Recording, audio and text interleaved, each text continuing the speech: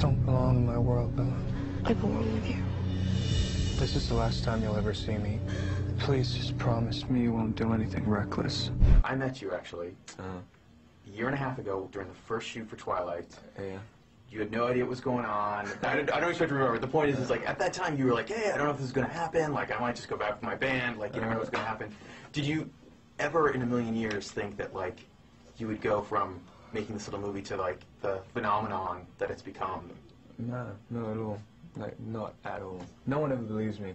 But, like, I mean, they're like, come on, it was a massive, major selling book. No one had heard of the books. I mean, you'd had to search to find someone who'd heard of the books before the movie came out. I mean, or before the big promotion started for it.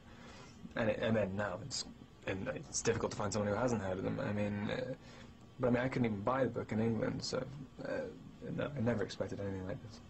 And, you know, you've actually worked so much since then because you made this one and Twilight, and you just did Remember Me. Remember Me. Yeah. And do you feel like you need a break? Are you going to be able to take one, or are you just going to keep working straight through?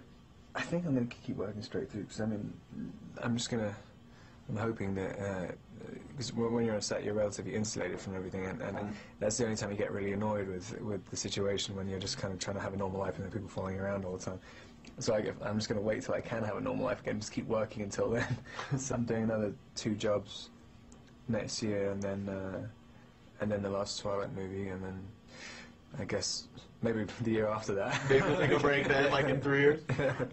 And then just really quickly, can you talk about what the differences have been working with Hardwick on Twilight, Chris Weitz here on New Moon, and David Slade on Eclipse? You know, what each director's brought to the project.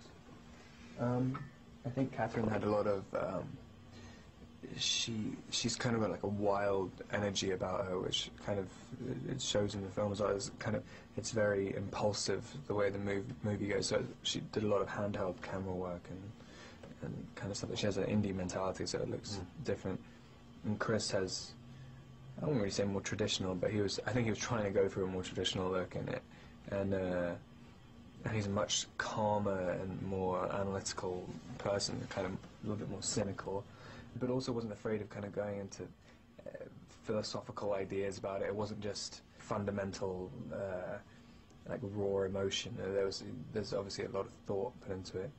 And David, I guess, is, you know, he has a kind of, he had an idea about it. Like he wanted to make it a lot more like harsh.